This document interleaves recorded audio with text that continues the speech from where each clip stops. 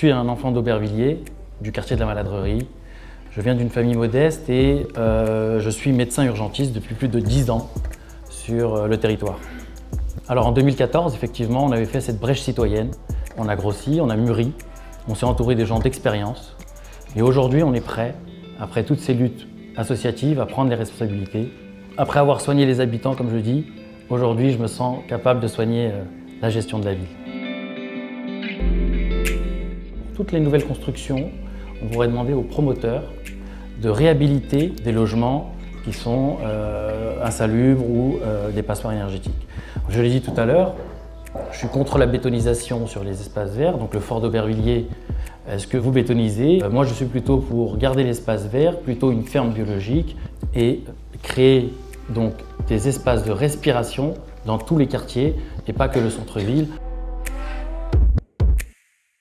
On dit qu'on est une ville jeune, mais une ville qui n'investit pas sur sa jeunesse, c'est une ville qui n'investit pas sur son avenir. La mandature qui est passée, elle vient de décider ensemble un investissement de moins de 1%. Voilà, c'est assez clair. Ça veut dire que ce n'était pas leur priorité.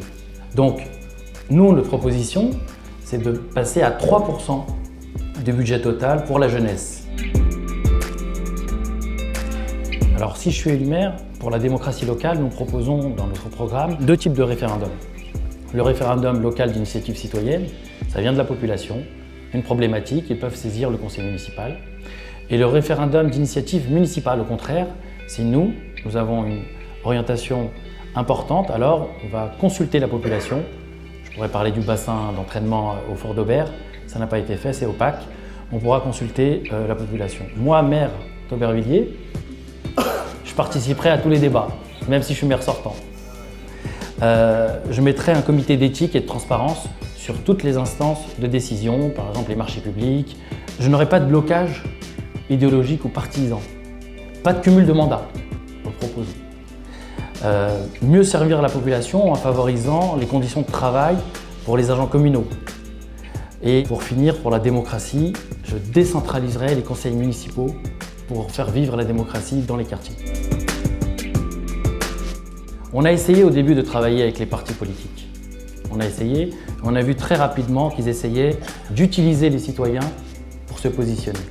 Toutes les alliances opportunistes n'ont jamais servi l'intérêt commun. Alors, la seule liste qui représente aujourd'hui Aubert et leur intérêt, c'est Aubervilliers en commun. Le vote du 15 mars est très important, il l'engage pour 6 ans. On ne vote pas par amitié, on vote par responsabilité et on vote utile pour l'intérêt d'Aubervilliers.